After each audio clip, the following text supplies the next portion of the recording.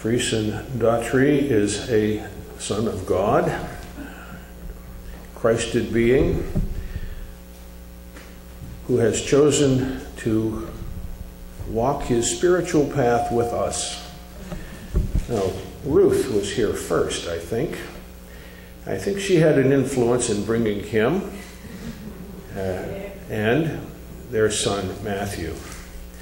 So we thank Ruth, we thank Freeson. Freeson is a life coach. He is a stay-at-home father. He's dedicated his life to bringing transformation and dream fulfillment and serenity to this world. He started on his spiritual path at least by age 17, where he was a missionary in Brazil.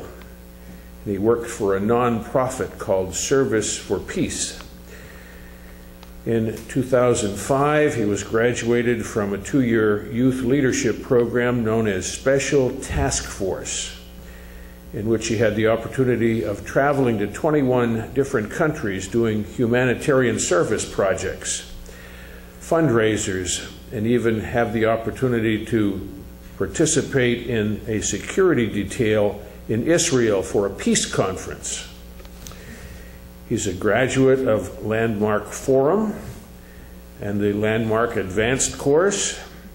He's been given the rare opportunity, one of 800 of 10,000 that applied, to be accepted in the Advanced Training course. He's going to be completing the Dream Builder Life Coaching Training Program September 14th. So you want to get your name on his schedule. Get your name on his schedule by that time. He's been published in the award-winning magazine Kingmaker, based in Washington, D.C. He operates a YouTube named Freeson Daugherty. Where'd you get that name? Where he has uploaded dozens of life coaching videos that have been seen around the world. You can go to his website to learn more about his life coaching, www.freesondaugherty.com. Easy to remember.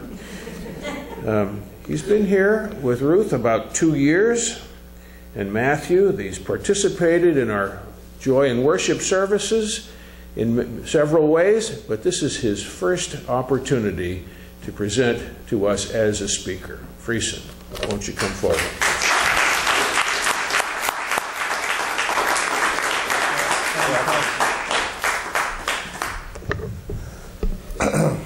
Well, good morning, everybody. You're in for a special treat, because I really took a lot of time and care to put this talk together, and by far I'm going to humbly say it's the best talk I've ever given. Well, I haven't given it yet, but I'm ever about to give. And if you're not impressed by the end of this talk, then consider yourself fortunate that you didn't hear my others.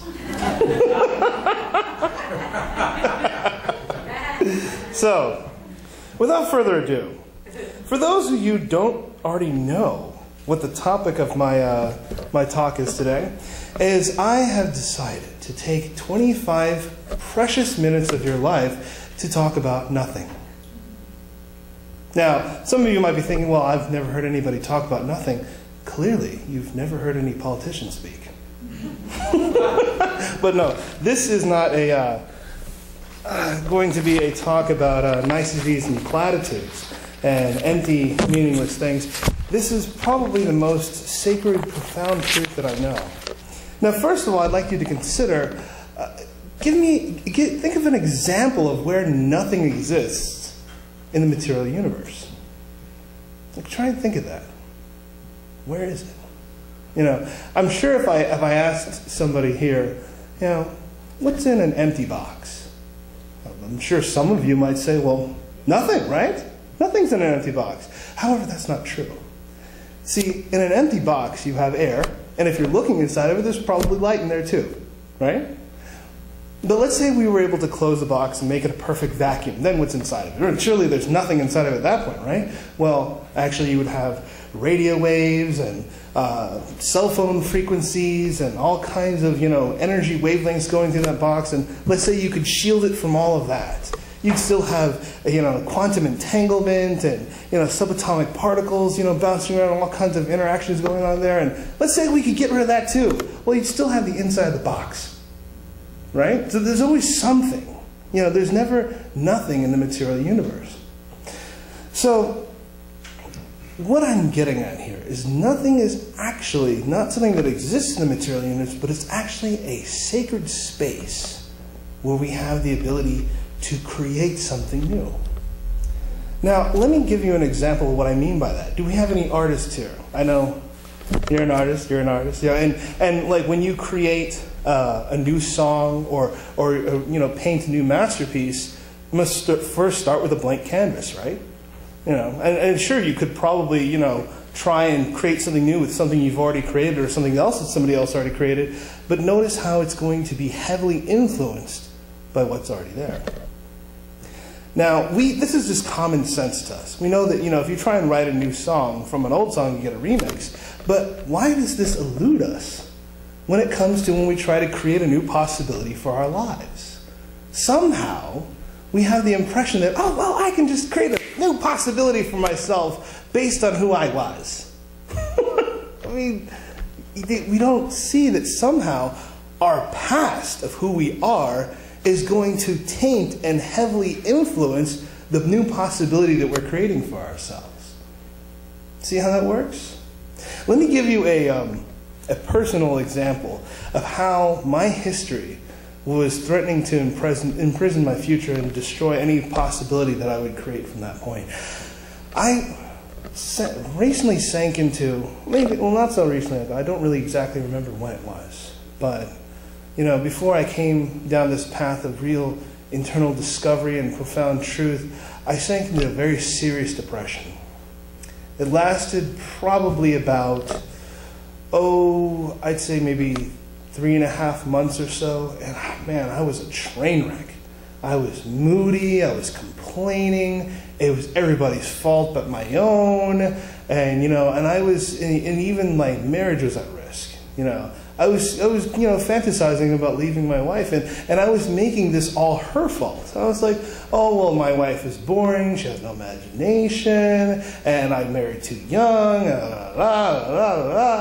it's like, I had this great fantasy. I know what I'm going to do with my life. I'm going to shave my head, lose 40 pounds at the gym, get tattoos, get a motorcycle, and go out to Las Vegas and become a bouncer for a nightclub. Yeah, that's the life for me. What was I thinking? I was totally out of my mind. And somehow that life seemed better than the life that I had. And then, fortunately, my sister was able to intervene and whack me over the head with a good dose of reality and say, look, guys who live that kind of life wish they had your life. What are you thinking? You're totally deluded here. And you don't have to destroy your marriage and abandon your family to create a new possibility. You can do that right now. Maybe aside from the tattoos, right? But you can get a motorcycle, you can shave your head and lose weight and reinvent yourself. There's no reasons why you can't do that. Why do you feel you need to abandon what you have right now? Because you have something very special. You have a wife that really loves you for you. Do you understand how rare that is? I was like, man, what was I thinking? Whew, that was a close one, right? And then I started realizing, man, I'm really out of shape here. I got a lot of serious issues. And then I started studying, more about quantum physics and metaphysics and really trying to figure out what's the answer to, where did I go wrong in all this?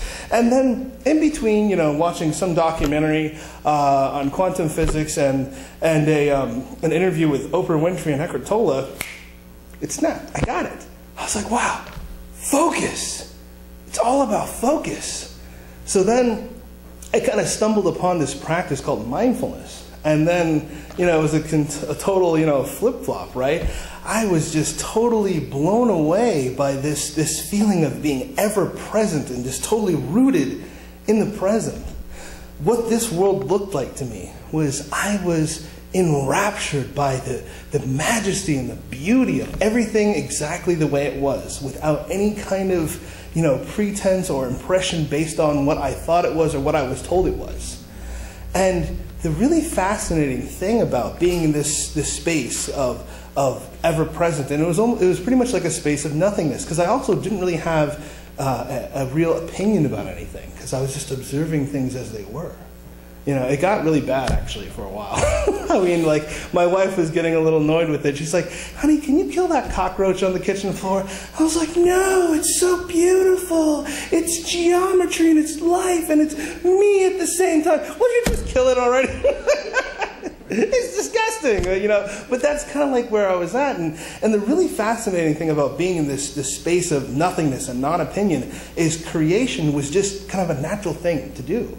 I became extremely creative. I was making all these gourmet meals. I opened up a YouTube channel and I posted like close to 30 videos in like 2 weeks. I, started sketching and drawing, and it's just all this inspiration was coming to me, and it wasn't coming from like the tick, tick, tick, tick, tick, tick, like thinking voice in my head, but it was coming from this space of nothingness. And it was so amazing because I didn't know what I was about to do or say before I did it. It just kind of happened spontaneously from that space of that emptiness. It was amazing. I just had this, I was plugged in to this sense of wisdom and profound understanding that I had no real explanation or reasoning to recall or explain why I have it. And then, so I'd like to take a little bit of time now to explain more about this, like this tick, tick, tick thinking part of me. And I call that the voice in my head. Sorry, I have a voice in my head. But bad news for you guys. I think you guys have a voice in your head too. Yeah. So wait, take a moment real quick and try and hear the voice in your head. You hear it? You hear the voice in your head? Some of you might be thinking, what voice in my head? I don't hear a voice in my head. That's the voice. That's the voice right there. If you're saying I don't hear a voice in my head, that's the voice. And there's a problem about this voice. See, the problem about the voice, it cannot exist in the present. And in the space of the present, that's where we find the nothingness. The voice can only tell us about what happened in the past or what might happen in the future. And it's constantly trying to play this tug of war, dragging us into the past or trying to pull us into the future, and it never allows us to just be. Now, here's another problem with the voice, is it has no concern for us. It's only concerned about its own survival. It's just constantly trying to just stay alive. And do we have any meditators here? Okay, great. I'm in the right place. And those of you who have tried to meditate, I mean, especially in the early times when you started meditating, did you ever have trouble, getting the voice to shut up? Yeah. Yeah, I mean, it's kind of difficult, right? And the experience that I had is the more I tried to get it to shut up, the louder it got.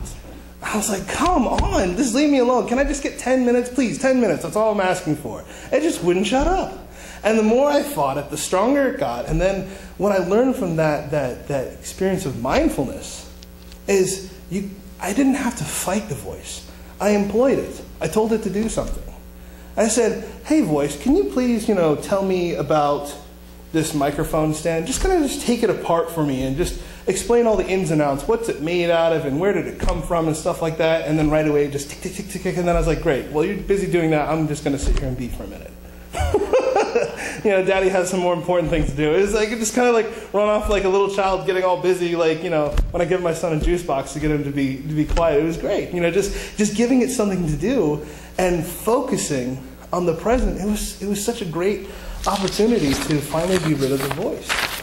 Now, the big question is, what do we do with this information? Okay, so we know that nothingness is a space where we can create, and we know that, in order to get rid of the voice, we have to employ it. So what do we do with this information? We create. That's what we do. So the question is, how do you create something from nothing? With your word. With your word. That's how you create something from nothing. And how you create something from nothing with your word is you declare it into reality. See, the really fascinating thing that a lot of people don't understand is most of the most important things in our life don't exist until we declare it to exist. There is no marriage. There's no husband and wife until somebody says, I now declare you husband and wife. There was no United States of America until we had a Declaration of Independence. And the really important thing about declarations is you have to be very specific. You know, a lot of us, we really like to have a nice life for ourselves. I think at least most of us do. We'd like to have a nice life for ourselves. And then we say, well, how's your life going? How's your life going, Jerry? Is it going good? Yeah, it's going. It's working out pretty good. Well, you know, I mean, well, I think Jerry's got it pretty much together. But, you know, I could just ask, you know, pretty much a lot of people I come in contact. So what are you planning on doing with your life? Oh, I don't know. I'm just going to see how, you know, how things work out. You know, just imagine for a moment, God at the beginning of the universe is standing there in all of God's majesty. And God says, let's just see how this turns out. Let's just see where this goes. No, God said, let there be light. And there was light. Our declarations have no power unless we put specificity behind them. So, but there's a little more to that, to make our declarations powerful. The first step is we have to be very clear on what we're declaring, and we have to make a stand for it. Say, this is going to happen, and I'm going to stand by this, and this is going to be so. And that's one part that gives our declaration power. The next part is we have to enroll somebody else. I have to say, hey, did you know? I'm getting a motorcycle, and that's going to happen. Not really, don't worry about it. But I'm just saying, you know, I'm getting a motorcycle, and that's going to happen. I have to enroll you in the possibility. And then after I enroll you, the next part that gives it power is you have to agree with me. It's like, yeah, you do that, man. You get that motorcycle. You know, maybe that's a bad example, but you know, but like that's how we bring something from nothing. Now, that doesn't always work all the time. You know, like for example, I'm going to make a declaration for you guys, just because I love you and I want you to be able to get home quickly after church. I declare that the speed limit on 264 is now 105 miles an hour. You're welcome. And I'm sure I can get some people to agree that that's a good thing, right? You get home pretty quick. And, well, keep in mind that this only goes up until the exit to my house. So, you know, you might want to slow down after that because, well, sadly, I'm afraid that, you know, as you're driving home today and the police pulls you over, just let them know that I declared it. You know, say, hey, well, see, you don't understand. Freeson Daugherty, this great guy, he declared the speed limit's 105. Okay? So, I mean, you needed to be here to understand this, but I'm just letting you know, the speed limit's 105. I was going 97. I wasn't speeding. I was driving it safe. And watch in amazement as he hands you a ticket. Why? Because I didn't enroll and register the right people in order for that declaration to have power. I needed to talk to lawmakers and the people who set the speed limits and say, hey, the speed limit should be 105. Why? Because there's no clear correlation between you know, lethal accidents and speed limits. And I give them some valid statistics. I mean, in Germany, where my wife is from, the Autobahn has no speed limit. I mean, it doesn't. And, you know, so, I mean, there's something to think about. It's not totally a crazy idea, but, you know, I'd have to talk to the right people to have that get traction and have power.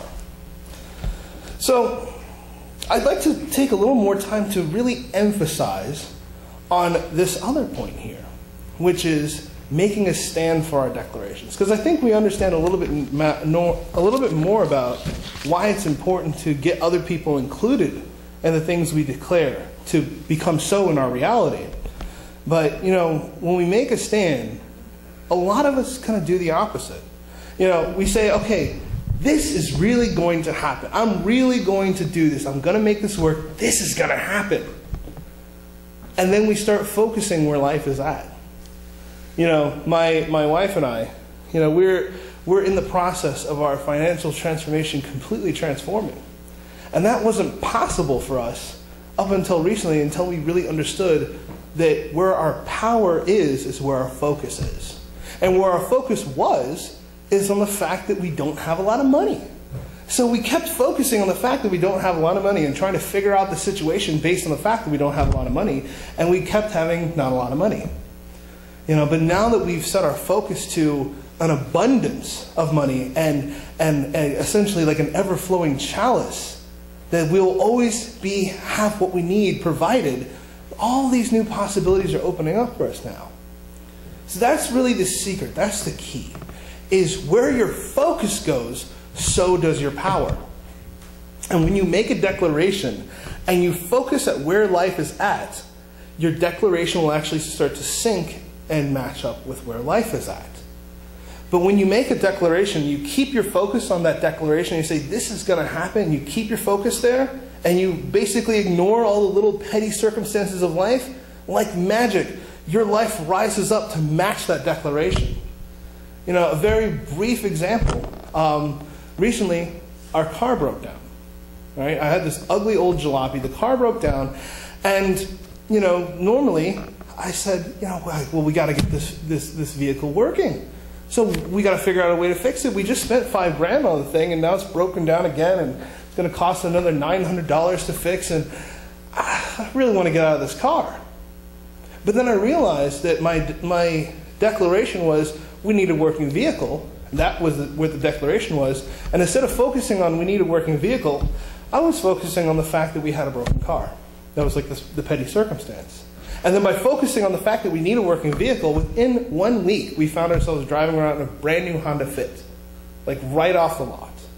And it just, like, things opened up and new possibilities became present simply because that's where we put our focus. It works like magic every time. Trust me, it works. So, before I end this talk today, I'd like to, first of all, thank everybody for giving me this opportunity to share this message with you. Because, I could have given the best talk ever, but without people to be here to receive it, it's kind of meaningless. You know what I mean? It doesn't really mean anything. So, yeah, thank you. Thank you for letting me be this charismatic young guy giving this great talk about nothing. And I'd like to give a special thanks to everybody in the audience who's older than me. And because of you, I get to be young. Okay, that was a bad joke. But honestly, without other people, and I just kind of said that to you just to wake you guys up. Now, without other people, we don't get to be anything. We really don't. I don't get to be understanding. I don't get to be compassionate. I don't get to be friendly. I don't get to be funny. I don't get to be anything without others. And this is one of the main mistakes that I made during my path of getting lost, is I had the perspective that who I am is right here. And actually, it's out there. That's actually where I exist. That's actually my home. And who I am over here directly affects out there. And this was that concept was completely life-altering for me. And I just want to share a short example of what this was like. I had a really tough time with my in-laws. My sister and her husband live in my sister-in-law and her husband live in our house.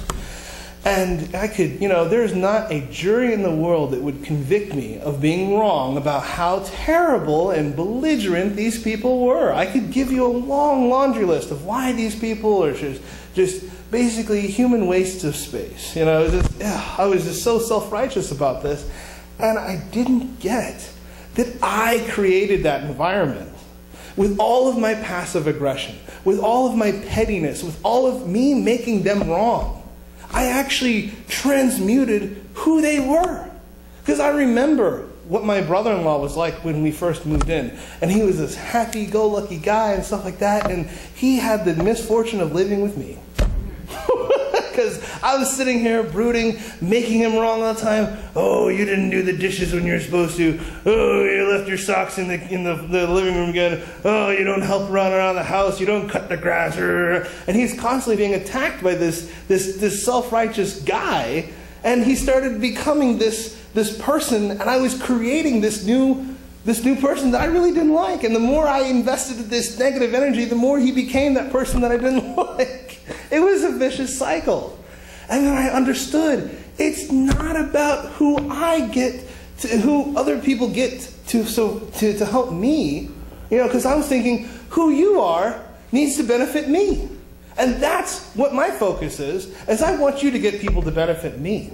And that's in my best interest. And then I realized who I am to others is the best way that I can receive benefit.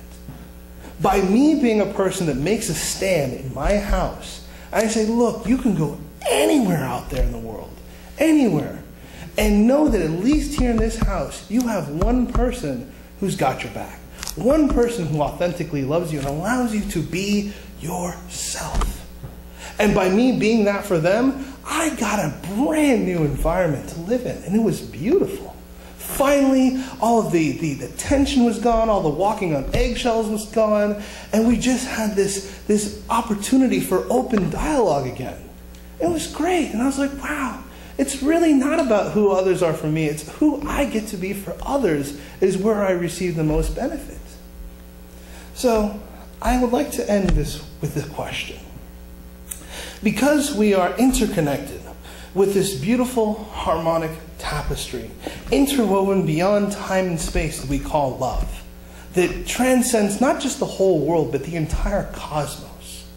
And with this brand new perspective, that you get to create a new possibility, not just in yourself, but knowing that yourself is actually out there in the world, what are you going to create for the world? What are you going to create from the cosmos, from the space of nothing? Thank you.